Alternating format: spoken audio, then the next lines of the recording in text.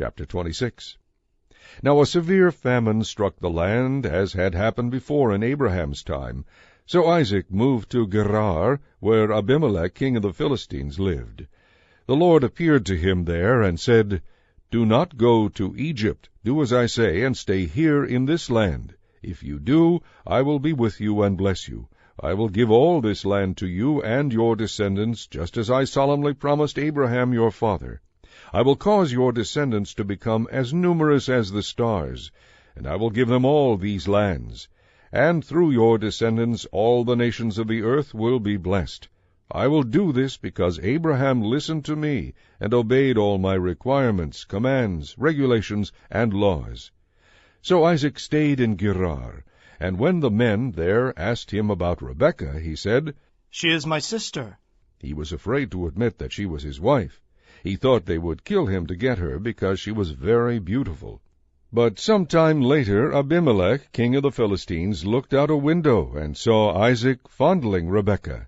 Abimelech called for Isaac and exclaimed, She is obviously your wife. Why did you say she was your sister? Because I was afraid someone would kill me to get her from me. Isaac replied. How could you treat us this way? Abimelech exclaimed. Someone might have taken your wife and slept with her, and you would have made us guilty of great sin. Then Abimelech made a public proclamation. Anyone who harms this man or his wife will die. That year Isaac's crops were tremendous. He harvested 100 times more grain than he planted, for the Lord blessed him. He became a rich man, and his wealth only continued to grow. He acquired large flocks of sheep and goats, great herds of cattle, and many servants. Soon the Philistines became jealous of him, and they filled up all of Isaac's wells with earth. These were the wells that had been dug by the servants of his father Abraham. And Abimelech asked Isaac to leave the country. Go somewhere else, he said, for you have become too rich and powerful for us. So Isaac moved to the Gerar valley and lived there instead. He reopened the wells his father had dug, which the Philistines had filled in after Abraham's death. Isaac renamed them, using the names Abraham had given them. His shepherds also dug in the Gerar valley and found a gushing spring. But then the local shepherds came and claimed the spring. This is our water, they said, and they argued over it with Isaac's herdsmen. So Isaac named the well Argument, because they had argued about it with him. Isaac's men then dug another well, but again there was a fight over it. So Isaac named it Opposition. Abandoning that one, he dug another well, and the local people finally left him alone. So Isaac called it Room Enough, for he said, At last the Lord has made room for us, and we will be able to thrive. From there Isaac moved to Beersheba, where the Lord appeared to him on the night of his arrival. I am the God of your father Abraham, he said. Do not be afraid, for I am with you and will bless you. I will give you many descendants, and they will become a great nation. I will do this because of my promise to Abraham my servant. Then Isaac built an altar there and worshipped the Lord. He set up his camp at that place, and his servants dug a well. One day Isaac had visitors from Gerar. King Abimelech arrived with his adviser Ahuzah, and also Phicol, his army commander. Why have you come? Isaac asked them. This is obviously no friendly visit, since you sent me from your land in a most unfriendly way. They replied, We can plainly see that the Lord is with you, so we decided we should have a treaty, a covenant between us. Swear that you will not harm us, just as we did not harm you. We've always treated you well, and we sent you away from us in peace. And now look how the Lord has blessed you. So Isaac prepared a great feast for them, and they ate and drank in preparation for the treaty ceremony. Early the next morning, they each took a solemn oath of non-aggression. Then Isaac sent them home again in peace. That very day Isaac's servants came and told him about a well they had dug. We've found water, they said. So Isaac named the well Oath. And from that time to this, the town that grew up there has been called Beersheba, Well of the Oath. At the age of 40, Esau married a young woman named Judith, the daughter of Beeri the Hittite. He also married Basemath, the daughter of Elon the Hittite. But Esau's wives made life miserable for Isaac and Rebekah. Chapter 27. When Isaac was old and almost blind, he called for Esau, his older son, and said, My son. Yes, father? Esau replied, I am an old man now, and I expect every day to be my last. Take your bow and quiver full of arrows out into the open country, and hunt some wild game for me. Prepare it just the way I like it, so it's savory and good, and bring it here for me to eat. Then I will pronounce the blessing that belongs to you, my firstborn son, before I die. But Rebekah overheard the conversation. So when Esau left to hunt for the wild game, she said to her son Jacob, I overheard your father asking Esau to prepare him a delicious meal of wild game. He wants to bless Esau in the Lord's presence before he dies. Now, my son, do exactly as I tell you. Go out to the flocks and bring me 2 fine young goats. I'll prepare your father's favorite dish from them. Take the food to your father. Then he can eat it and bless you instead of Esau before he dies. But, Mother, Jacob replied, he won't be fooled that easily. Think how hairy Esau is and how smooth my skin is. What if my father touches me? He'll see that I'm trying to trick him, and then he'll curse me instead of blessing me. Let the curse fall on me, dear son, said Rebekah. Just do what I tell you. Go out and get the goats. So Jacob followed his mother's instructions, bringing her the 2 goats. She took them and cooked a delicious meat dish, just the way Isaac liked it. Then she took Esau's best clothes, which were there in the house, and dressed Jacob with them. She made him a pair of gloves from the hairy skin of the young goats, and she fastened a strip of the goat's skin around his neck. Then she gave him the meat dish, with its rich aroma, and some freshly baked bread. Jacob carried the platter of food to his father and said, My father? Yes, my son. He answered. Who is it, Esau or Jacob? Jacob replied, It's Esau, your older son. I've done as you told me. Here is the wild game, cooked the way you like it. Sit up and eat it so you can give me your blessing. Isaac asked, How were you able to find it so quickly, my son? Because the Lord your God put it in my path. Jacob replied. Then Isaac said to Jacob, Come over here. I want to touch you to make sure you really are Esau. So Jacob went over to his father, and Isaac touched him. The voice is Jacob's, but the hands are Esau's, Isaac said to himself, but he did not recognize Jacob because Jacob's hands felt hairy, just like Esau's. So Isaac pronounced his blessing on Jacob. Are you really my son, Esau? He asked. Yes, of course, Jacob replied. Then Isaac said, Now, my son, bring me the meat. I will eat it, and then I will give you my blessing. So Jacob took the food over to his father, and Isaac ate it. He also drank the wine that Jacob served him. Then Isaac said, Come here and kiss me, my son. So Jacob went over and kissed him, and when Isaac caught the smell of his clothes, he was finally convinced, and he blessed his son. He said, The smell of my son is the good smell of the open fields that the Lord has blessed. May God always give you plenty of dew for healthy crops, and good harvests of grain and wine. May many nations become your servants. May you be the master of your brothers. May all your mother's sons bow low before you. All who curse you are cursed, and all who bless you are blessed. As soon as Isaac had blessed Jacob, and almost before Jacob had left his father, Esau returned from his hunting trip. Esau prepared his father's favorite meat dish and brought it to him. Then he said, I'm back, father, and I have the wild game. Sit up and eat it, so you can give me your blessing. But Isaac asked him, Who are you? Why, it's me, of course. He replied.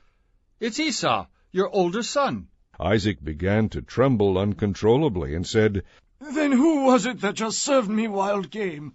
I have already eaten it, and I blessed him with an irrevocable blessing before you came. When Esau understood, he let out a loud and bitter cry. Oh, my father, bless me too, he begged. But Isaac said, Your brother was here, and he tricked me. He has carried away your blessing. Esau said bitterly, No wonder his name is Jacob, for he has deceived me twice, first taking my birthright, and now stealing my blessing. Oh, haven't you saved even one blessing for me? Isaac said to Esau, I have made Jacob your master, and have declared that all his brothers will be his servants. I have guaranteed him an abundance of grain and wine. What is there left to give? Esau pleaded, Not one blessing left for me. Oh, my father, bless me too. Then Esau broke down and wept. His father Isaac said to him, You will live off the land and what it yields, and you will live by your sword. You will serve your brother for a time, but then you will shake loose from him and be free. Esau hated Jacob because he had stolen his blessing, and he said to himself, My father will soon be dead and gone. Then I will kill Jacob. But someone got wind of what Esau was planning and reported it to Rebekah. She sent for Jacob and told him, Esau is threatening to kill you. This is what you should do. Flee to your uncle Laban in Haran. Stay there with him until your brother's fury is spent. When he forgets what you have done, I will send for you. Why should I lose both of you in one day? Then Rebekah said to Isaac, I'm sick and tired of these local Hittite women. I'd rather die than see Jacob marry one of them. Chapter 28. So Isaac called for Jacob, blessed him, and said, Do not marry any of these Canaanite women. Instead, go at once to Padan Aram, to the house of your grandfather Bethuel, and marry one of your uncle Laban's daughters. May God Almighty bless you, and give you many children, and may your descendants become a great assembly of nations. May God pass on to you and your descendants the blessings he promised to Abraham. May you own this land, where we now are foreigners, for God gave it to Abraham. So Isaac sent Jacob away, and he went to Padan Aram to stay with his uncle Laban, his mother's brother, the son of Bethuel the Aramean. Esau heard that his father had blessed Jacob and sent him to Padan Aram to find a wife, and that he had warned Jacob not to marry a Canaanite woman. He also knew that Jacob had obeyed his parents and gone to Padan Aram. It was now very clear to Esau that his father despised the local Canaanite women. So he visited his uncle Ishmael's family and married one of Ishmael's daughters, in addition to the wives he already had. His new wife's name was Mahalath. She was the sister of Nebaioth and the daughter of Ishmael, Abraham's son. Meanwhile, Jacob left Beersheba and traveled toward Haran. At sundown he arrived at a good place to set up camp and stopped there for the night. Jacob found a stone for a pillow and lay down to sleep. As he slept, he dreamed of a stairway that reached from earth to heaven, and he saw the angels of God going up and down on it. At the top of the stairway stood the Lord, and he said, I am the Lord, the God of your grandfather Abraham and the God of your father Isaac. The ground you are lying on belongs to you. I will give it to you and your descendants. Your descendants will be as numerous as the dust of the earth. They will cover the land from east to west and from north to south. All the families of the earth will be blessed through you and your descendants. What's more, I will be with you, and I will protect you wherever you go. I will someday bring you safely back to this land. I will be with you constantly until I have finished giving you everything I have promised. Then Jacob woke up and said, Surely the Lord is in this place, and I wasn't even aware of it. He was afraid and said, What an awesome place this is! It is none other than the house of God, the gateway to heaven. The next morning he got up very early. He took the stone he had used as a pillow and set it upright as a memorial pillar. Then he poured olive oil over it. He named the place Bethel, House of God, though the name of the nearby village was Luz. Then Jacob made this vow, If God will be with me and protect me on this journey, and give me food and clothing, and if he will bring me back safely to my father, then I will make the Lord my God. This memorial pillar will become a place for worshiping God, and I will give God 1/10 of everything he gives me. Chapter 29. Jacob hurried on, finally arriving in the land of the east. He saw in the distance 3 flocks of sheep lying in an open field beside a well, waiting to be watered. But a heavy stone covered the mouth of the well. It was the custom there to wait for all the flocks to arrive before removing the stone. After watering them, the stone would be rolled back over the mouth of the well. Jacob went over to the shepherds and asked them, "Where do you live?" At Haran. They said. "Do you know a man there named Laban, the grandson of Nahor?" Yes, we do. They replied. "How is he?" Jacob asked. He's well and prosperous. Look, here comes his daughter Rachel with the sheep. "Why don't you water the flock so they can get back to grazing?" Jacob asked. "They'll be hungry if you stop so early in the day." We don't roll away the stone and begin the watering until all the flocks and shepherds are here. They replied. As this conversation was going on, Rachel arrived with her father's sheep, for she was a shepherd. And because she was his cousin, the daughter of his mother's brother, and because the sheep were his uncle's, Jacob went over to the well and rolled away the stone and watered his uncle's flock. Then Jacob kissed Rachel, and tears came to his eyes. He explained that he was her cousin on her father's side, her aunt Rebekah's son. So Rachel quickly ran and told her father Laban. As soon as Laban heard about Jacob's arrival, he rushed out to meet him and greeted him warmly. Laban then brought him home, and Jacob told him his story. "Just think, my very own flesh and blood!" Laban exclaimed. After Jacob had been there about a month, Laban said to him, "You shouldn't work for me without pay just because we are relatives. How much do you want?" Now Laban had 2 daughters, Leah, who was the oldest, and her younger sister Rachel. Leah had pretty eyes, but Rachel was beautiful in every way, with a lovely face and shapely figure. Since Jacob was in love with Rachel, he told her father, "I'll work for you 7 years if you'll give me Rachel, your younger daughter, as my wife." "Agreed." Laban replied. "I'd rather give it to you than to someone outside the family." So Jacob spent the next 7 years working to pay for Rachel. But his love for her was so strong that it seemed to him but a few days. Finally, the time came for him to marry her. "I have fulfilled my contract," Jacob said to Laban. "Now give me my wife so we can be married." So Laban invited everyone in the neighborhood to celebrate with Jacob at a wedding feast. That night, when it was dark, Laban took Leah to Jacob, and he slept with her. And Laban gave Leah a servant, Zilpah, to be her maid. But when Jacob woke up in the morning, it was Leah. "What sort of trick is this?" Jacob raged at Laban. "I worked 7 years for Rachel. What do you mean by this trickery?" "It's not our custom to marry off a younger daughter ahead of the firstborn," Laban replied. "Wait until the bridal week is over, and you can have Rachel too. That is, if you promise to work another 7 years for me." So Jacob agreed to work 7 more years. A week after Jacob had married Leah, Laban gave him Rachel too. And Laban gave Rachel a servant, Bilhah, to be her maid. So Jacob slept with Rachel too, and he loved her more than Leah. He then stayed and worked the additional 7 years. But because Leah was unloved, the Lord let her have a child, while Rachel was childless. So Leah became pregnant and had a son. She named him Reuben, for she said, "The Lord has noticed my misery, and now my husband will love me." She soon became pregnant again and had another son. She named him Simeon, for she said, "The Lord heard that I was unloved, and has given me another son." Again she became pregnant and had a son. She named him Levi, for she said, "Surely now my husband will feel affection for me, since I have given him 3 sons." Once again she became pregnant and had a son. She named him Judah, for she said, "Now I will praise the Lord." And then she stopped having children. Chapter 30. When Rachel saw that she wasn't having any children, she became jealous of her sister. "Give me children, or I'll die!" she exclaimed to Jacob.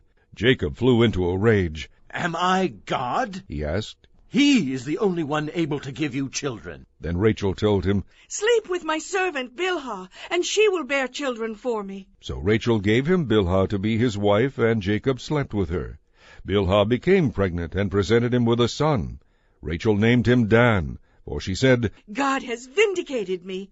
He has heard my request and given me a son." Then Bilhah became pregnant again and gave Jacob a second son. Rachel named him Naphtali, for she said, "I have had an intense struggle with my sister, and I am winning." Meanwhile, Leah realized that she wasn't getting pregnant any more, so she gave her servant Zilpah to Jacob to be his wife. Soon Zilpah presented him with another son. Leah named him Gad, for she said, "How fortunate I am!" Then Zilpah produced a second son, and Leah named him Asher, for she said, "What joy is mine! The other women will consider me happy indeed." One day during the wheat harvest, Reuben found some mandrakes growing in a field and brought the roots to his mother Leah. Rachel begged Leah to give some of them to her, but Leah angrily replied, "Wasn't it enough that you stole my husband? Now will you steal my son's mandrake roots too?" Rachel said, I will let him sleep with you tonight in exchange for the mandrake roots. So that evening, as Jacob was coming home from the fields, Leah went out to meet him. "You must sleep with me tonight," She said. "I have paid for you with some mandrake roots my son has found." So Jacob slept with her, and God answered her prayers. She became pregnant again and gave birth to her fifth son. She named him Issachar, for she said, "God has rewarded me for giving my servant to my husband as a wife." Then she became pregnant again and had a sixth son. She named him Zebulun, for she said, "God has given me good gifts for my husband. Now he will honor me, for I have given him 6 sons." Later she gave birth to a daughter and named her Dinah. Then God remembered Rachel's plight and answered her prayers by giving her a child. She became pregnant and gave birth to a son. God has removed my shame, She said, and she named him Joseph, for she said, May the Lord give me yet another son. Soon after Joseph was born to Rachel, Jacob said to Laban, I want to go back home. Let me take my wives and children, for I have earned them from you, and let me be on my way. You know I have fully paid for them with my service to you. Please, don't leave me, Laban replied, for I have learned by divination that the Lord has blessed me because you are here. How much do I owe you? Whatever it is, I'll pay it. Jacob replied, You know how faithfully I have served you through these many years, and how your flocks and herds have grown. You had little indeed before I came, and your wealth has increased enormously. The Lord has blessed you from everything I do. But now, what about me? When should I provide for my own family? What wages do you want? Laban asked again. Jacob replied, Don't give me anything at all. Just do one thing, and I'll go back to work for you. Let me go out among your flocks today and remove all the sheep and goats that are speckled or spotted, along with all the dark-colored sheep. Give them to me as my wages. This will make it easy for you to see whether or not I have been honest. If you find in my flock any white sheep or goats that are not speckled, you will know that I have stolen them from you. All right, Laban replied. it will be as you have said. But that very day Laban went out and removed all the male goats that were speckled and spotted, the females that were speckled and spotted with any white patches, and all the dark-colored sheep. He placed them in the care of his sons, and they took them 3 days' distance from where Jacob was.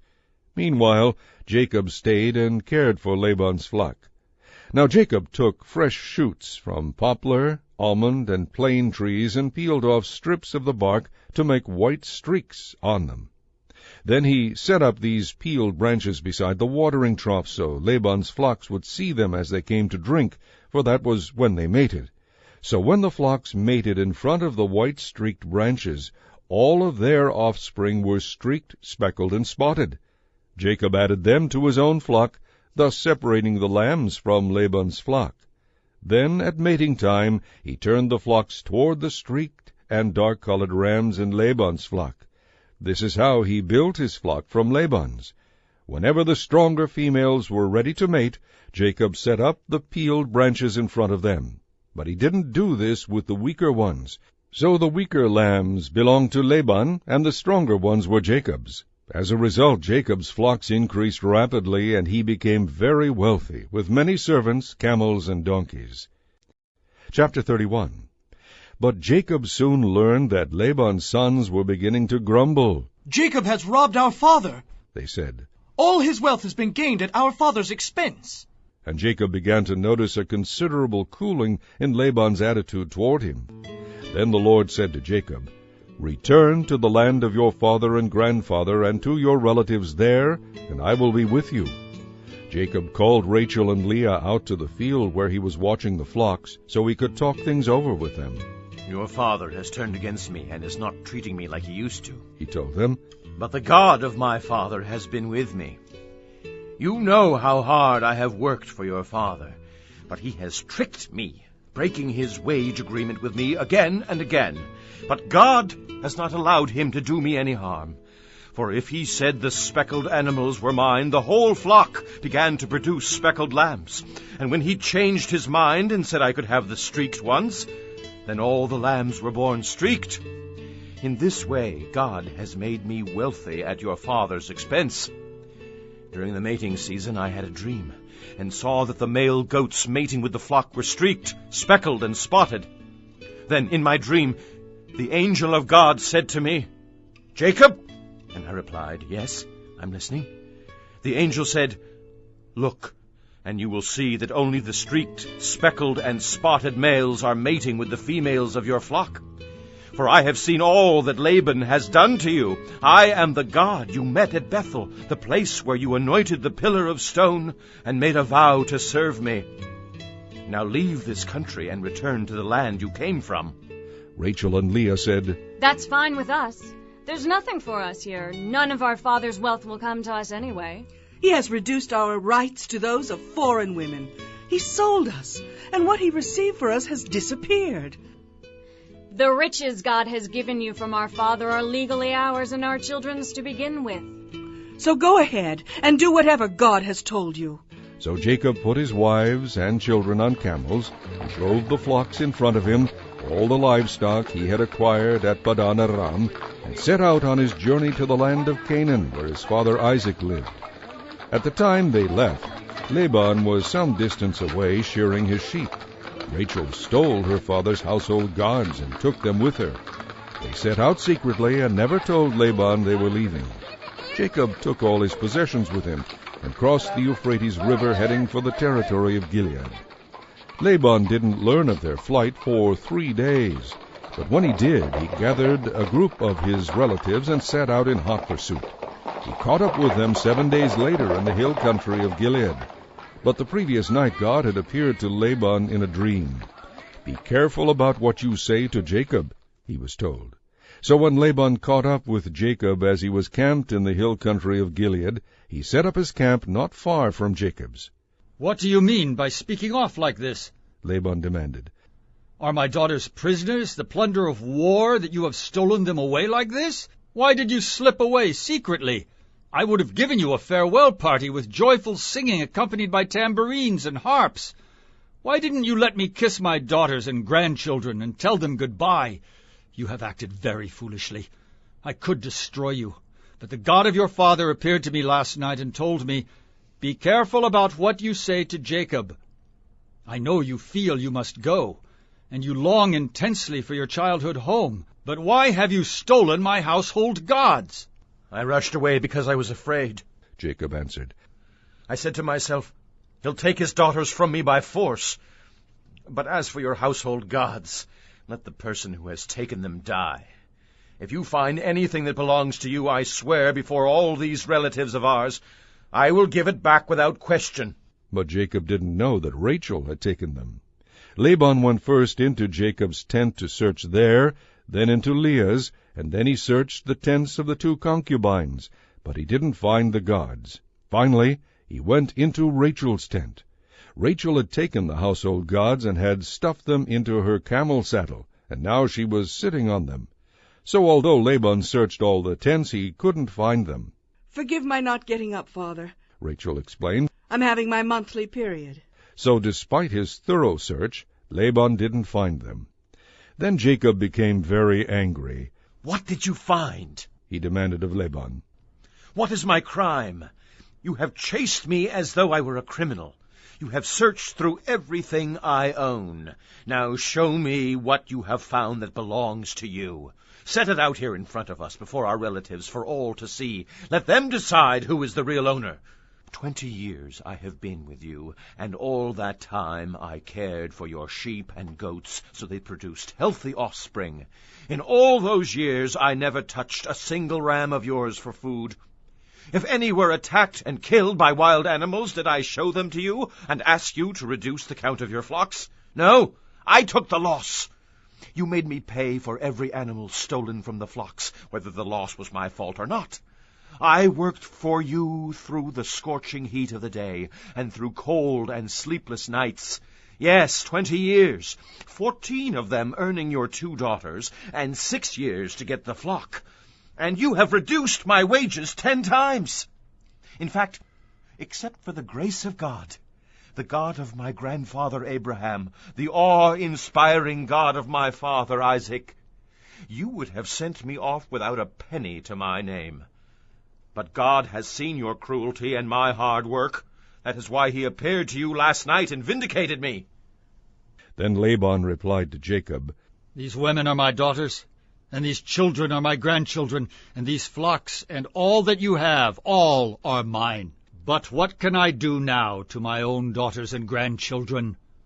Come now, and we will make a peace treaty, you and I, and we will live by its terms. So Jacob took a stone and set it up as a monument. He also told his men to gather stones and pile them up in a heap. Jacob and Laban then sat down beside the pile of stones to share a meal. They named it Witness Pile, which is Jigar Sahadutha in Laban's language and Galid in Jacob's. This pile of stones will stand as a witness to remind us of our agreement. Laban said. This place was also called Mizpah, for Laban said, May the Lord keep watch between us, to make sure that we keep this treaty when we are out of each other's sight. I won't know about it if you are harsh to my daughters, or if you take other wives, but God will see it. This heap of stones and this pillar stand between us as a witness of our vows. I will not cross this line to harm you, and you will not cross it to harm me. I call on the God of our ancestors, the God of your grandfather Abraham, and the God of my grandfather Nahor, to punish either one of us who harms the other. So Jacob took an oath before the awesome God of his father, Isaac, to respect the boundary line. Then Jacob presented a sacrifice to God and invited everyone to a feast. Afterward they spent the night there in the hills. Laban got up early the next morning, and he kissed his daughters and grandchildren and blessed them. Then he returned home. Chapter 32. As Jacob and his household started on their way again, angels of God came to meet him. When Jacob saw them, he exclaimed, This is God's camp. So he named the place Mahanaim. Jacob now sent messengers to his brother Esau in Edom, the land of Seir. He told them, Give this message to my master Esau. Humble greetings from your servant Jacob. I have been living with Uncle Laban until recently, and now I own oxen, donkeys, sheep, goats, and many servants, both men and women. I have sent these messengers to inform you of my coming, hoping that you will be friendly to us. The messengers returned with the news that Esau was on his way to meet Jacob, with an army of 400 men. Jacob was terrified at the news. He divided his household, along with the flocks and herds and camels, into 2 camps. He thought, If Esau attacks one group, perhaps the other can escape. Then Jacob prayed, O God of my grandfather Abraham and my father Isaac, O Lord, you told me to return to my land and to my relatives, and you promised to treat me kindly. I am not worthy of all the faithfulness and unfailing love you have shown to me, your servant. When I left home, I owned nothing except a walking stick, and now my household fills 2 camps. O Lord, please rescue me from my brother Esau. I am afraid that he is coming to kill me, along with my wives and children. But you promised to treat me kindly, and to multiply my descendants until they became as numerous as the sands along the seashore, too many to count. Jacob stayed where he was for the night, and prepared a present for Esau, 200 female goats, 20 male goats, 200 ewes, 20 rams, 30 female camels with their young, 40 cows, 10 bulls, 20 female donkeys, and 10 male donkeys. He told his servants to lead them on ahead, each group of animals by itself, separated by a distance in between. He gave these instructions to the men leading the first group. When you meet Esau, he will ask, Where are you going? Whose servants are you? Whose animals are these? You should reply, These belong to your servant Jacob. They are a present for his master Esau. He is coming right behind us. Jacob gave the same instructions to each of the herdsmen and told them, You are all to say the same thing to Esau when you see him, and be sure to say, 'Your servant Jacob is right behind us.'" Jacob's plan was to appease Esau with the presents before meeting him face to face. Perhaps, Jacob hoped. he'll be friendly to us. So the presents were sent on ahead, and Jacob spent that night in the camp. But during the night Jacob got up and sent his 2 wives, 2 concubines, and 11 sons across the Jabbok River. After they were on the other side, he sent over all his possessions. This left Jacob all alone in the camp. And a man came and wrestled with him until dawn. When the man saw that he couldn't win the match, he struck Jacob's hip and knocked it out of joint at the socket. Then the man said, "Let me go, for it is dawn." But Jacob panted, "I will not let you go unless you bless me." "What is your name?" the man asked. He replied, "Jacob." "Your name will no longer be Jacob. the man told him. It is now Israel, because you have struggled with both God and men and have won." "What is your name?" Jacob asked him. "Why do you ask?" The man replied. Then he blessed Jacob there. Jacob named the place Peniel, face of God, for he said, "I have seen God face to face, yet my life has been spared." The sun rose as he left Peniel, and he was limping because of his hip. That is why even today the people of Israel don't eat meat from near the hip, in memory of what happened that night. Chapter 33. Then in the distance Jacob saw Esau coming with his 400 men. Jacob now arranged his family into a column, with his 2 concubines and their children at the front, Leah and her children next, and Rachel and Joseph last. Then Jacob went on ahead. As he approached his brother, he bowed low 7 times before him. Then Esau ran to meet him and embraced him affectionately and kissed him. Both of them were in tears. Then Esau looked at the women and children and asked, "Who are these people with you?" "These are the children God has graciously given to me." Jacob replied. Then the concubines came forward with their children and bowed low before him. Next Leah came with her children, and they bowed down. Finally Rachel and Joseph came and made their bows. "And what were all their flocks and herds I met as I came?" Esau asked. Jacob replied, "They are gifts, my lord, to ensure your goodwill." "Brother, I have plenty. Esau answered. Keep what you have." "No, please accept them. Jacob said, For what a relief it is to see your friendly smile. It is like seeing the smile of God. Please take my gifts, for God has been very generous to me. I have more than enough." Jacob continued to insist, so Esau finally accepted them. "Well, let's be going," Esau said.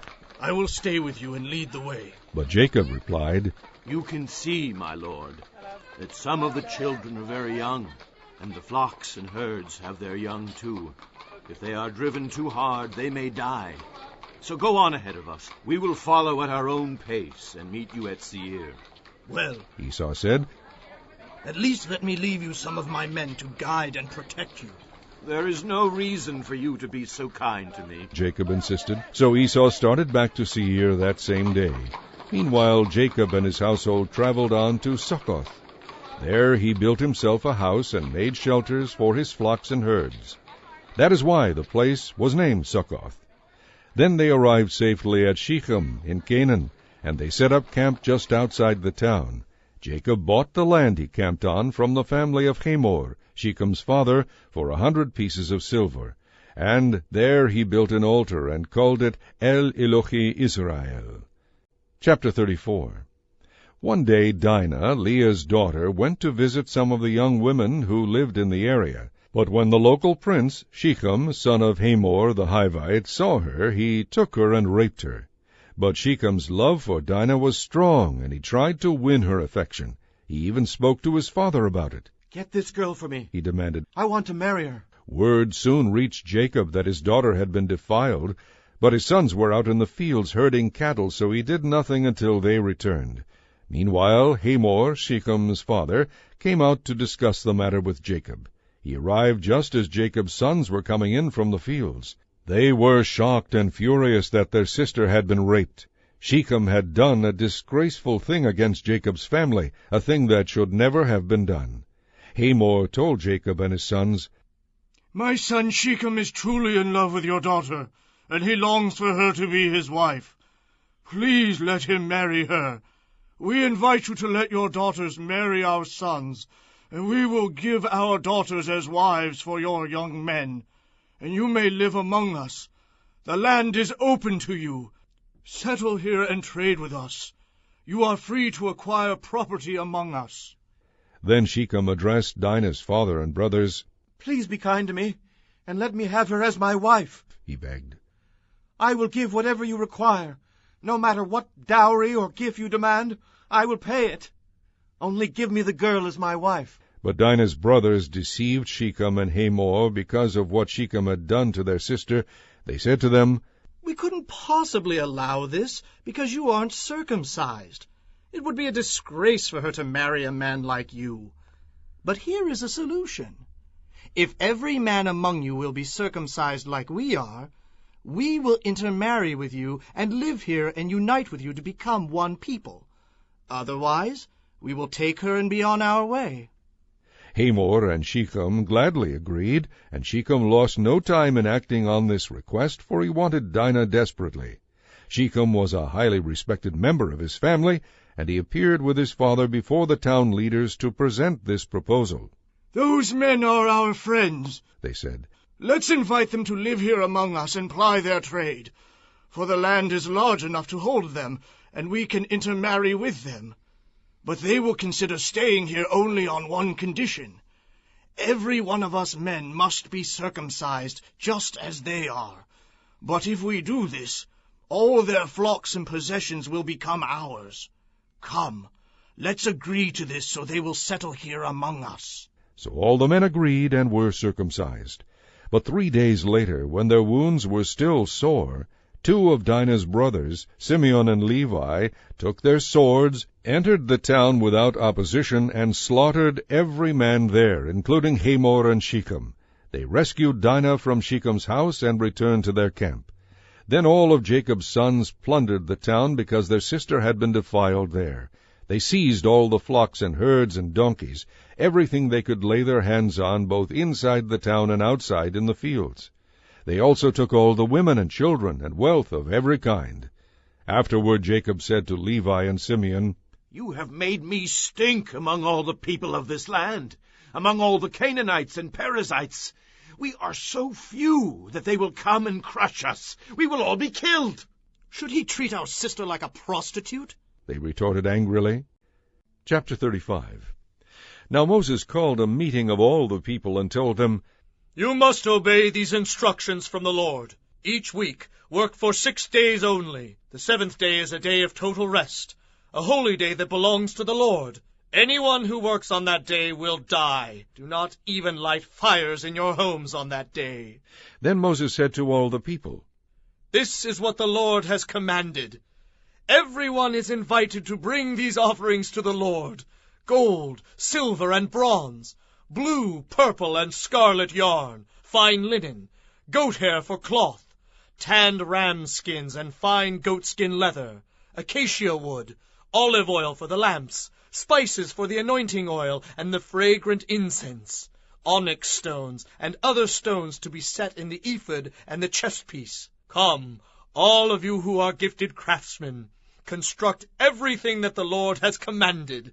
The entire tabernacle, including the sacred tent and its coverings, the clasps, frames, crossbars, posts, and bases, the ark and its poles, the ark's cover, the place of atonement, the inner curtain to enclose the ark in the most holy place, the table, its carrying poles, and all of its utensils, the bread of the presence, the lampstand and its accessories, the lamp cups and the oil for lighting, the incense altar and its carrying poles, the anointing oil and fragrant incense, the curtain for the entrance of the tabernacle, the altar of burnt offering, the bronze grating of the altar and its carrying poles and utensils, the large wash basin with its pedestal, the curtains for the walls of the courtyard, the posts and their bases, the curtain for the entrance to the courtyard, the tent pegs of the tabernacle and courtyard and their cords, the beautifully stitched clothing for the priest to wear while ministering in the holy place, the sacred garments for Aaron and his sons to wear while officiating as priests." So all the people left Moses and went to their tents to prepare their gifts. If their hearts were stirred and they desired to do so, they brought to the Lord their offerings of materials for the tabernacle and its furnishings, and for the holy garments. Both men and women came, all whose hearts were willing. Some brought to the Lord their offerings of gold, medallions, earrings, rings from their fingers, and necklaces. They presented gold objects of every kind to the Lord. Others brought blue, purple, and scarlet yarn, fine linen or goat hair for cloth. Some gave tanned ram skins or fine goatskin leather. Others brought silver and bronze objects as their offering to the Lord, and those who had acacia wood brought it. All the women who were skilled in sewing and spinning prepared blue, purple, and scarlet yarn, and fine linen cloth, and they brought them in. All the women who were willing used their skills to spin and weave the goat hair into cloth. The leaders brought onyx stones, and the other gemstones to be used for the ephod and the chest-piece. They also brought spices and olive oil for the light, the anointing oil, and the fragrant incense. So the people of Israel, every man and woman who wanted to help in the work the Lord had given them through Moses, brought their offerings to the Lord. And Moses told them, "The Lord has chosen Bezalel, son of Uri, grandson of Hur of the tribe of Judah. The Lord has filled Bezalel with the Spirit of God, giving him great wisdom, intelligence, and skill in all kinds of crafts. He is able to create beautiful objects from gold, silver, and bronze. He is skilled in cutting and setting gemstones, and in carving wood. In fact, he has every necessary skill, and the Lord has given both him and Aholiab, son of Ahisamach of the tribe of Dan, the ability to teach their skills to others. The Lord has given them special skills as jewelers, designers, weavers, and embroiderers in blue, purple, and scarlet yarn on fine linen cloth. They excel in all the crafts needed for the work." Chapter 36. This is the history of the descendants of Esau, also known as Edom. Esau married 2 young women from Canaan, Adah, the daughter of Elon, the Hittite, and Aholibamah, the daughter of Anna, and granddaughter of Zibeon the Hivite. He also married his cousin Basemath, who was the daughter of Ishmael and the sister of Nebaioth. Esau and Adah had a son named Eliphaz. Esau and Basemath had a son named Reuel. Esau and Aholibamah had sons named Jeush, Jalam, and Korah. All these sons were born to Esau in the land of Canaan.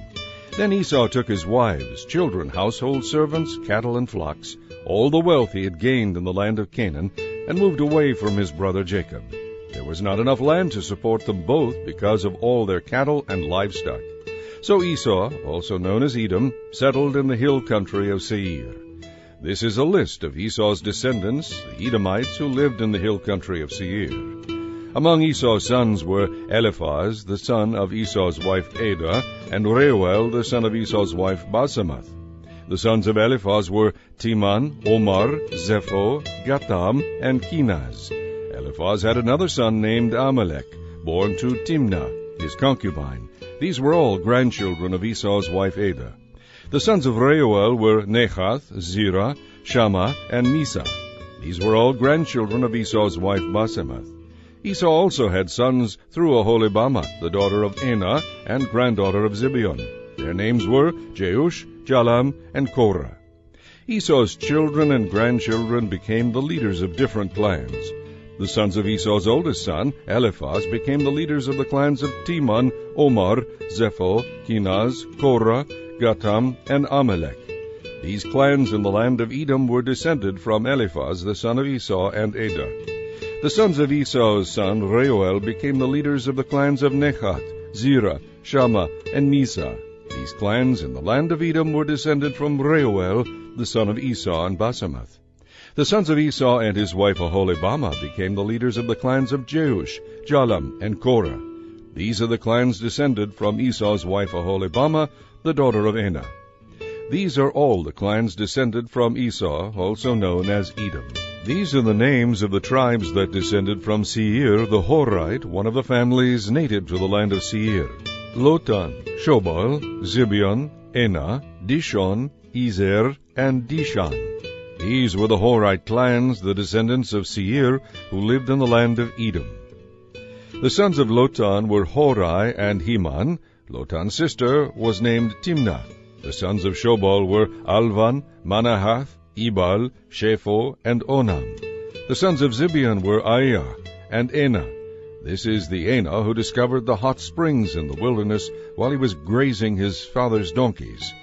The son of Enah was Dishon, and Aholibamah was his daughter. The sons of Dishon were Hemdan, Eshban, Ithran, and Kiran. The sons of Ezer were Bilhan, Zaavan, and Akan. The sons of Dishon were Uz and Aran. So the leaders of the Horite clans were Lotan, Shobal, Zibeon, Enah, Dishon, Ezer, and Dishan.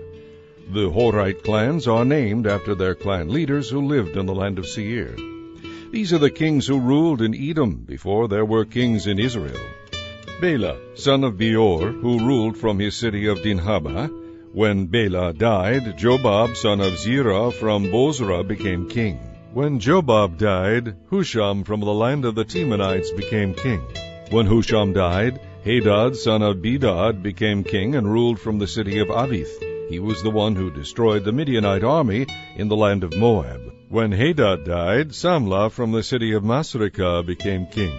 When Samlah died, Shaul from the city of Rehoboth on the Euphrates River became king. When Shaul died, Baal-Hanan, son of Achbor, became king. When Baal-Hanan died, Hadad became king and ruled from the city of Pau. Hadad's wife was Mehetabel, the daughter of Matred and granddaughter of Mezahab. These are the leaders of the clans of Esau, who lived in the places named for them: Timnah, Alva, Jeheth, Oholibamah, Elah, Pinon, Kenaz, Teman, Mibzar, Magdiel, and Iram. These are the names of the clans of Esau, the ancestor of the Edomites, each clan giving its name to the area it occupied. Chapter 37. So Jacob settled again in the land of Canaan, where his father had lived. This is the history of Jacob's family.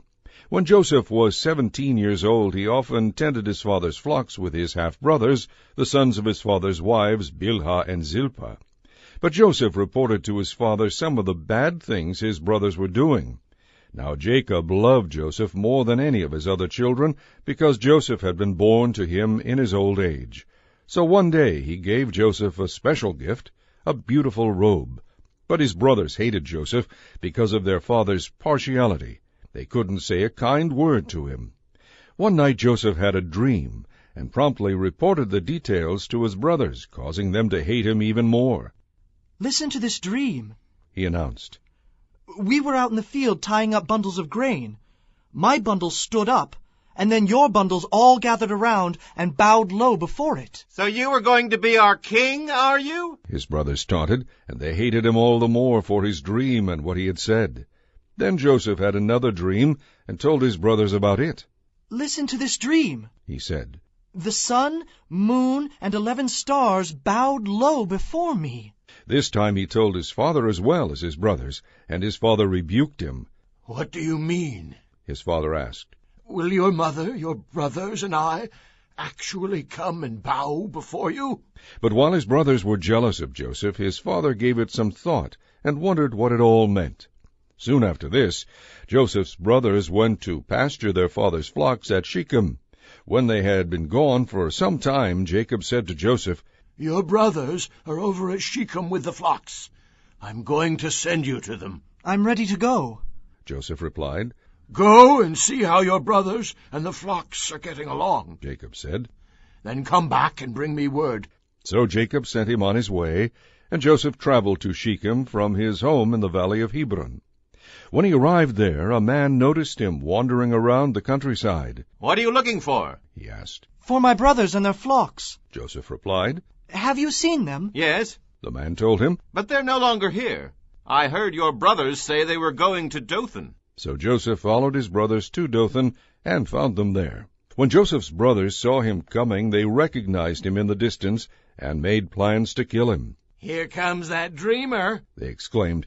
"Come on, let's kill him and throw him into a deep pit. We can tell our father that a wild animal has eaten him. Then we'll see what becomes of all his dreams." But Reuben came to Joseph's rescue. "Let's not kill him," He said. "Why should we shed his blood? Let's just throw him alive into this pit here. That way he will die without our having to touch him." Reuben was secretly planning to help Joseph escape, and then he would bring him back to his father.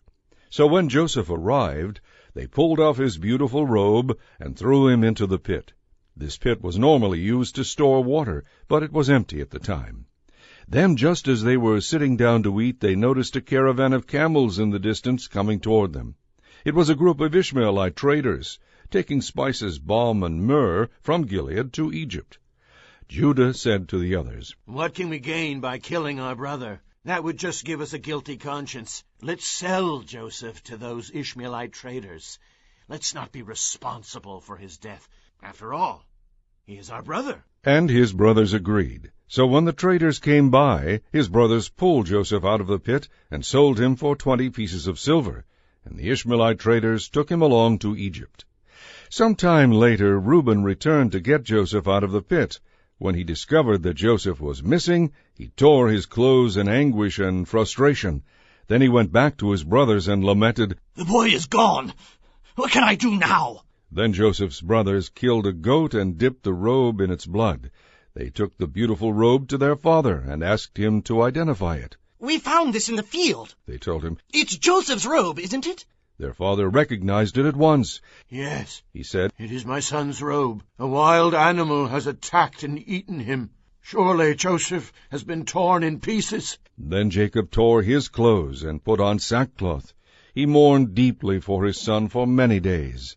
His family all tried to comfort him, but it was no use. "I will die in mourning for my son," he would say, and then begin to weep. Meanwhile, in Egypt, the traders sold Joseph to Potiphar, an officer of Pharaoh, the king of Egypt. Potiphar was captain of the palace guard. Chapter 38. About this time Judah left home and moved to Adullam, where he visited a man named Hira. There he met a Canaanite woman, the daughter of Shua, and he married her. She became pregnant and had a son, and Judah named the boy Then Judah's wife had another son, and she named him Onan. And when she had a third son, she named him Shelah. At the time of Shelah's birth, they were living in Chezib. When his oldest son, grew up, Judah arranged his marriage to a young woman named Tamar. But was a wicked man in the Lord's sight, so the Lord took his life. Then Judah said to Er's brother Onan, "You must marry Tamar, as our law requires of the brother of a man who has died. Her first son from you will be your brother's heir." But Onan was not willing to have a child who would not be his own heir. So whenever he had intercourse with Tamar, he spilled the semen on the ground to keep her from having a baby who would belong to his brother. But the Lord considered it a wicked thing for Onan to deny a child to his dead brother, so the Lord took Onan's life too. Then Judah told Tamar, his daughter-in-law, not to marry again at that time, but to return to her parents' home. She was to remain a widow until his youngest son, Shelah, was old enough to marry her. But Judah didn't really intend to do this because he was afraid Shelah would also die like his two brothers. So Tamar went home to her parents. In the course of time, Judah's wife died. After the time of mourning was over, Judah and his friend Hira the Adullamite went to Timnah to supervise the shearing of his sheep. Someone told Tamar that her father-in-law had left for the sheep shearing at Timnah. Tamar was aware that Shelah had grown up, but they had not called her to come and marry him, so she changed out of her widow's clothing and covered herself with a veil to disguise herself. Then she sat beside the road at the entrance to the village of Enaim, which is on the way to Timnah. Judah noticed her as he went by and thought she was a prostitute, since her face was veiled. So he stopped and propositioned her to sleep with him, not realizing that she was his own daughter-in-law. "How much will you pay me?" Tamar asked. "I'll send you a young goat from my flock," Judah promised. "What pledge will you give me so I can be sure you will send it to me?" she asked. "Well, what do you want?" he inquired. She replied, "I want your identification seal, your cord, and the walking stick you are carrying." So Judah gave these items to her. She then let him sleep with her, and she became pregnant. Afterward she went home, took off her veil, and put on her widow's clothing as usual. Judah asked his friend Hira the Adullamite to take the young goat back to her and to pick up the pledges he had given her, but Hira couldn't find her. So he asked the men who lived there, "Where can I find the prostitute who was sitting beside the road at the entrance to the village?" We've never had a prostitute here, they replied. So Hira returned to Judah and told him that he couldn't find her anywhere, and that the men of the village had claimed they didn't have a prostitute there. Then let her keep the pledges, Judah exclaimed. We tried our best to send her the goat. We'd be the laughing stock of the village if we went back again. About 3 months later, word reached Judah that Tamar, his daughter-in-law, was pregnant as a result of prostitution. Bring her out and burn her, Judah shouted. But as they were taking her out to kill her, she sent this message to her father-in-law. The man who owns this identification seal and walking stick is the father of my child. Do you recognize them? Judah admitted that they were his and said, She is more in the right than I am, because I didn't keep my promise to let her marry my son Shelah. But Judah never slept with Tamar again. In due season, the time of Tamar's delivery arrived, and she had twin sons. As they were being born, one of them reached out his hand, and the midwife tied a scarlet thread around the wrist of the child who appeared first, saying, This one came out first. But then he drew back his hand, and the other baby was actually the first to be born. What? The midwife exclaimed. How did you break out first? And ever after he was called Perez. Then the baby with the scarlet thread on his wrist was born, and he was named Zerah. Chapter 39. Now when Joseph arrived in Egypt with the Ishmaelite traders, he was purchased by Potiphar, a member of the personal staff of Pharaoh, the king of Egypt. Potiphar was the captain of the palace guard. The Lord was with Joseph and blessed him greatly as he served in the home of his Egyptian master. Potiphar noticed this and realized that the Lord was with Joseph, giving him success in everything he did. So Joseph naturally became quite a favorite with him. Potiphar soon put Joseph in charge of his entire household and entrusted him with all his business dealings. From the day Joseph was put in charge, the Lord began to bless Potiphar for Joseph's sake. All his household affairs began to run smoothly, and his crops and livestock flourished. So Potiphar gave Joseph complete administrative responsibility over everything he owned. With Joseph there, he didn't have a worry in the world, except to decide what he wanted to eat. Now Joseph was a very handsome and well-built young man, and about this time Potiphar's wife began to desire him and invited him to sleep with her. But Joseph refused. "Look," he told her, "my master trusts me with everything in his entire household. No one here has more authority than I do. He has held back nothing from me except you, because you are his wife. How could I ever do such a wicked thing? It would be a great sin against God." She kept putting pressure on him day after day, but he refused to sleep with her, and he kept out of her way as much as possible. One day, however, no one else was around when he was doing his work inside the house. She came and grabbed him by his shirt, demanding, "Sleep with me." Joseph tore himself away, but as he did, his shirt came off. She was left holding it as he ran from the house. When she saw that she had his shirt and that he had fled, she began screaming. Soon all the men around the place came running. "My husband has brought this Hebrew slave here to insult us," she sobbed. "He tried to rape me, but I screamed. He ran and left his shirt behind with me." She kept the shirt with her, and when her husband came home that night, she told him her story. "That Hebrew slave you've had around here tried to make a fool of me," she said. "I was saved only by my screams. He ran out, leaving his shirt behind." After hearing his wife's story, Potiphar was furious. He took Joseph and threw him into the prison where the king's prisoners were held. But the Lord was with Joseph there too, and he granted Joseph favor with the chief jailer.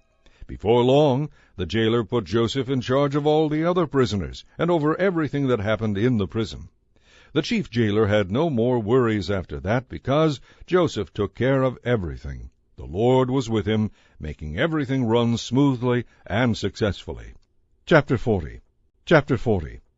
Sometime later, Pharaoh's chief cupbearer and chief baker offended him.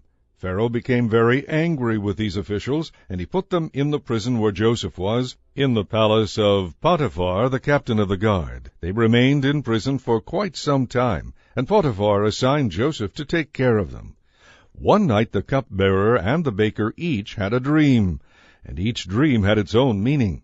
The next morning Joseph noticed the dejected look on their faces. "Why do you look so worried today?" he asked, and they replied, "We both had dreams last night, but there's no one here to tell us what they mean." "Interpreting dreams is God's business," Joseph replied. "Tell me what you saw." The cupbearer told his dream first. "In my dream," he said, "I saw a vine in front of me. It had 3 branches that began to bud and blossom, and soon there were clusters of ripe grapes. I was holding Pharaoh's wine cup in my hand, so I took the grapes and squeezed the juice into it. Then I placed the cup in Pharaoh's hand." "I know what the dream means," Joseph said. "The 3 branches mean 3 days. Within 3 days, Pharaoh will take you out of prison and return you to your position as his chief cupbearer. And please have some pity on me when you are back in his favor. Mention me to Pharaoh and ask him to let me out of here. For I was kidnapped from my homeland, the land of the Hebrews, and now I'm here in jail. But I did nothing to deserve it." When the chief baker saw that the first dream had such a good meaning, he told his dream to Joseph too. In my dream, he said, there were 3 baskets of pastries on my head. In the top basket were all kinds of bakery goods for Pharaoh, but the birds came and ate them. "I'll tell you what it means," Joseph told him. "The 3 baskets mean 3 days. 3 days from now, Pharaoh will cut off your head and impale your body on a pole. Then birds will come and peck away at your flesh." Pharaoh's birthday came 3 days later, and he gave a banquet for all his officials and household staff. He sent for his chief cupbearer and chief baker, and they were brought to him from the prison. He then restored the chief cupbearer to his former position, but he sentenced the chief baker to be impaled on a pole, just as Joseph had predicted. Pharaoh's cupbearer, however, promptly forgot all about Joseph, never giving him another thought. Chapter 41. 2 years later, Pharaoh dreamed that he was standing on the bank of the Nile River. In his dream, 7 fat, healthy-looking cows suddenly came up out of the river and began grazing along its bank. Then 7 other cows came up from the river, but these were very ugly and gaunt. These cows went over and stood beside the fat cows. Then the thin, ugly cows ate the fat ones. At this point in the dream, Pharaoh woke up. Soon he fell asleep again and had a second dream. This time he saw 7 heads of grain on one stalk, with every kernel well formed and plump. Then suddenly 7 more heads appeared on the stalk, but these were shriveled and withered by the east wind, and these thin heads swallowed up the 7 plump, well-formed heads. Then Pharaoh woke up again and realized it was a dream. The next morning, as he thought about it, Pharaoh became very concerned as to what the dreams might mean. So he called for all the magicians and wise men of Egypt and told them about his dreams, but not one of them could suggest what they meant. Then the king's cupbearer spoke up. "Today I have been reminded of my failure," he said. "Some time ago you were angry with the chief baker and me, and you imprisoned us in the palace of the captain of the guard. One night the chief baker and I each had a dream, and each dream had a meaning. We told the dreams to a young Hebrew man who was a servant of the captain of the guard. He told us what each of our dreams meant, and everything happened just as he said it would.